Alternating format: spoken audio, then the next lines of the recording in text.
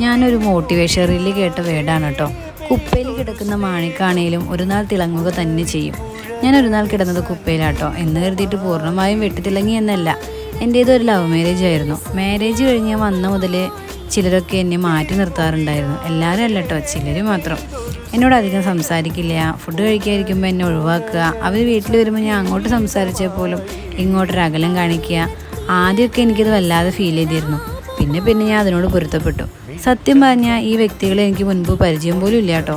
ഞാൻ പലപ്പോഴും ചിന്തിച്ചിട്ടുണ്ട്, എൻ്റെ ആയിരിക്കും അവർക്ക് എന്നോട് ദേഷ്യം തോന്നാനുള്ള കാരണമെന്ന്. ഒന്നുകിൽ അവരുടെ മഹിമയ്ക്ക് ഞാൻ ചേരാത്തതുകൊണ്ടായിരിക്കാം, ഇനി അതുമല്ലേ ഞാൻ പൊന്നും പണമൊന്നും ഇല്ലാണ്ട് കയറി തന്നുകൊണ്ടായിരിക്കാം. എന്തോ അറിയില്ല. വർഷങ്ങൾ കഴിഞ്ഞു പോയിട്ടോ. ഞാനൊരു ബിസിനസ് തുടങ്ങി. അൽഹംദുലില്ലാ അത് മെച്ചപ്പെട്ടു. അത്യാവശ്യത്തിന് ഞാൻ അവർക്ക് ഉപകരിക്കുന്നവളായി.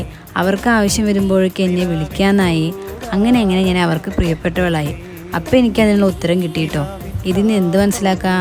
ഉള്ളവനെ ഇല്ലാത്തവനാക്കാനും ഇല്ലാത്തവനെ ഉള്ളവനാക്കാനും പടച്ചവൻ ഒരാൾ മാത്രം വിചാരിച്ചാൽ മതി.